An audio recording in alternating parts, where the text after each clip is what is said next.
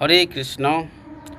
ভগবান শ্রীকৃষ্ণের রয়েছে অনন্ত শক্তি, অর্থাৎ ভগবান শ্রীকৃষ্ণের যেমন রয়েছে অনন্ত শক্তি, ঠিক সেই রকম রয়েছে তার অনন্ত রূপ, অর্থাৎ তার রূপেরও অভাব নেই, তার শক্তিরও অভাব নেই। কিন্তু অনন্ত শক্তি থাকলেও ভগবান শ্রীকৃষ্ণের মূলত তিনখানা মূল শক্তি রয়েছে, এবং সেই তিনখানা মূল শক্তির নাম হলো অন্তরঙ্গ শক্তি, বহিরঙ্গ শক্তি এবং তটস্থ শক্তি। অন্তরঙ্গ শক্তির মূর্ত প্রকাশ হলো শ্রীমতী রাধারানী, অর্থাৎ রাধারানীর সঙ্গে ভগবান শ্রীকৃষ্ণের সম্পর্ক হলো শক্তি আর শক্তিমান এর সম্পর্কের উপরে আধারিত। অর্থাৎ কৃষ্ণ হলেন শক্তিমান আর শ্রীমতী রাধারানী হলেন শক্তি আর শক্তিমান।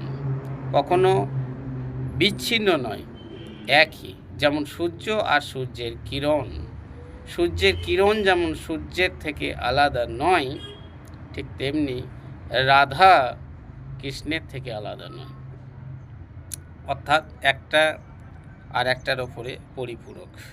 অর্থাৎ সূর্য এবং সূর্যের কিরণের যেমন ঠিক সম্পর্ক, ঠিক সেই রকম রাধারানীর সঙ্গে ভগবান শ্রীকৃষ্ণের সম্পর্ক শক্তি আর শক্তিমান।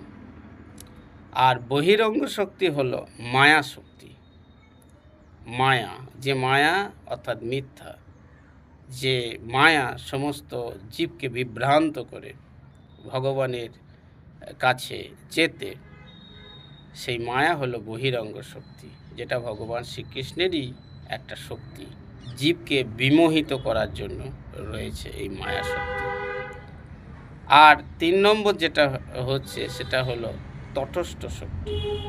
তটস্থ অর্থাৎ তট হলো যে সমুদ্রের কিনারা, সমুদ্রের যে কিনারা, সমুদ্রের জল যেখানে শেষ হচ্ছে সেটা সমুদ্রের কিনারা। সেই সমুদ্রের কিনারার পাশে রয়েছে ভূমি রয়েছে, আবার কিনারের এই দিকে রয়েছে জল, সমুদ্রের অগাধ জল। তো জীব তটস্থ শক্তি কেন? কারণ কোনো একজন ব্যক্তি সমুদ্রের কিনারে দাঁড়িয়ে থেকে সে সমুদ্রের জলে চলে যেতে পারে, অর্থাৎ সে জলের দিকে চলে যেতে পারে, আবার সে পাহাড়ের দিকে চলে আসতে পারে, অর্থাৎ ভূমির দিকে চলে আসতে পারে। এই যে স্বাধীনতা, সেই স্বাধীনতা জীবকে দেওয়া হয়েছে। প্রত্যেকটা জীবের মধ্যে